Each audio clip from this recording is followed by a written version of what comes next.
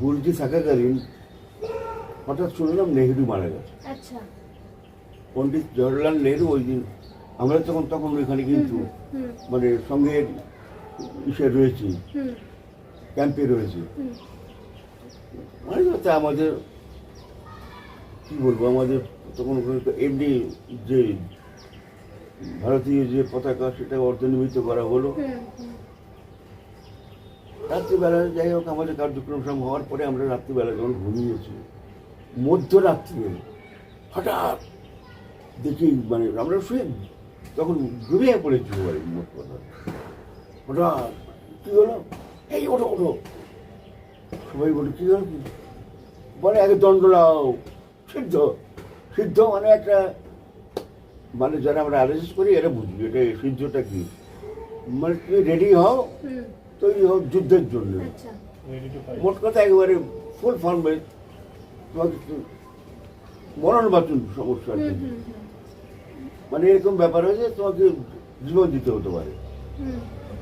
কি বলে আমাদের শুধু অর্ডারের অপেক্ষা, ওই কৃষকজি হাতে তখন বিগল, আর কৃষকজি বিগল মানে ভারতবর্ষে 5 জন বড় বিগল বাজিয়ে হলে তার মধ্যে একজন কৃষকজি, উনি মানে দুর্ধর্ষ বাজাতেন।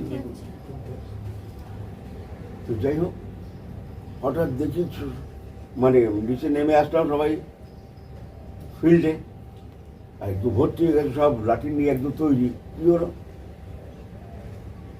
তখন ব্যাপারটা বুঝতে পারিনি, আর মানে চুপচাপ দেখুন সাউন্ড হচ্ছে না কোনো, মানে ওইটা নির্দেশ এসছে বিগলটা বাজলে তোমরা আক্রমণ করবে। কি ব্যাপার না, আমাদের শিবির আক্রমণ করার জন্য মুসলমানরা তৈরি। আসলে ব্যাপারটা ভুল বোঝাবুঝি হয়েছিল। ভুল বোঝাবুঝি মানে কিভাবে হয়েছিল, নেহেরু মরে যাওয়ার পরে ওই ইস্টাক অঞ্চলটা একটা মুসলমান অধ্যুষিত ছিল।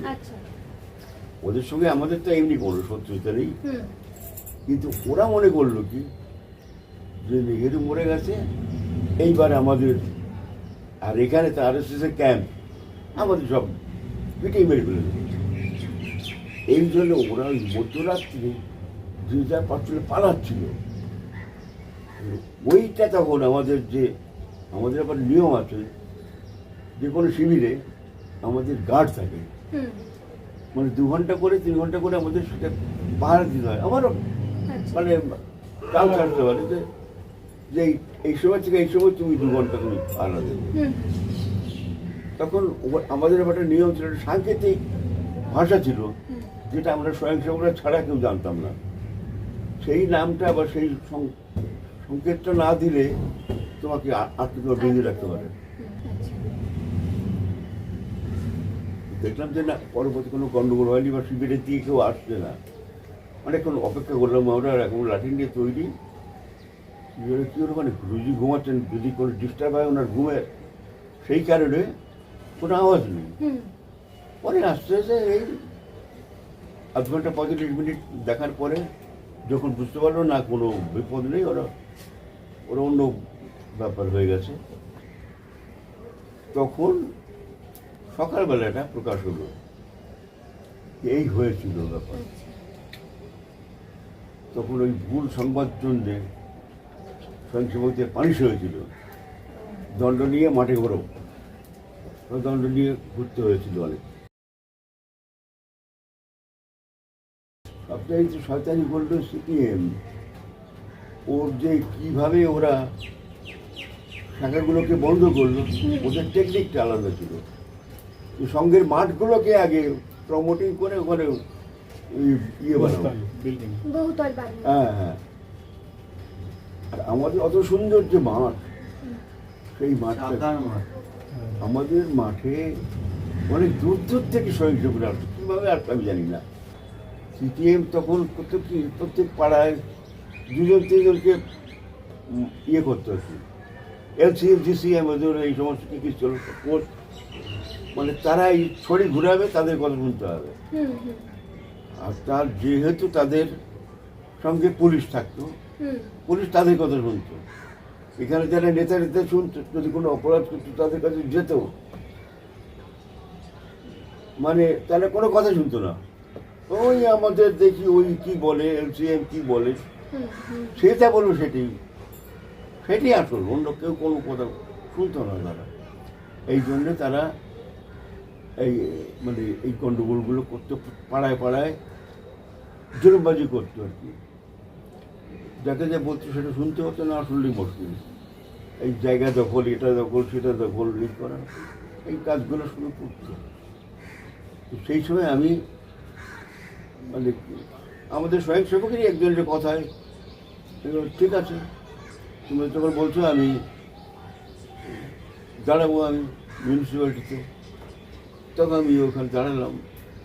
যদিও রাজনীতি আমি কিছু বুঝি না, কিন্তু আমি দাঁড়ালাম।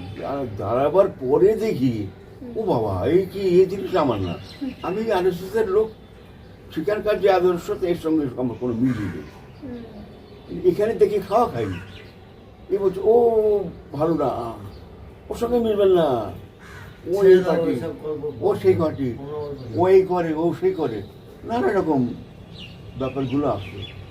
এবং দেখতাম যে পার্টির মধ্যে সিপিএমের লোকই বেশি, তারা নতুন নতুন সব বিজেপির লোক হয়েছে। তো মিস্টেক দিয়ে মাঝে মাঝে স্লোগান দিতে যেতে ইনক্লাব করে বলে বসবে, বন্দে মাতারাম আমি দেখুন না একটা কথা বলে বসবে, মানে স্বভাব যায়নি তো, স্বভাব যায়নি ওটা বলে বসবে, অবাক হয়ে যেত কী বলে এসব লোক। আর আর যেহেতু আমি ওই বিজেপি করেছি, তখন থেকে আমার পিছনে লাগা শুরু করলাম। আমার মানে ব্যাকগ্রাউন্ডটা তো খুব একটা ভালো মানে ইয়ে ছিল না, খারাপ ছিল না, এই জন্য সরাসরি আমাকে ওরা কিছু করতে পারতো না। তখন আমি দাঁড়াবার পর থেকে আমার ছেলের পিছনে লেগে গেল। সে তখন অবুঝতো, অত বুঝতো না, তাকে ব্যবহার করতো, এটা ওটা বলতো, তার নামে মিথ্যা মিথ্যা কেস ফেস দিয়ে মানে পরিবারকে মানে একটা বৃষ্টির ব্যাপার করলো। মহা মুশকিল। একটা বিশেষ শক্তির সঙ্গে, রাষ্ট্র শক্তির সঙ্গে আমি কী করে পাল্লা দেবো? ওরা এসে দলবদ্ধভাবে বাড়িতে হামলা করতো। ওদের পুলিশ তখন বিনা কারণে ঘরে ঢুকে যেত, হ্যারাস করতো, আপনাকে ধরে নিয়ে যাবো, আপনাকে গাঁজা কেস দেবো, আপনাকে এই করবো সেই করবো। মহামুশকিল।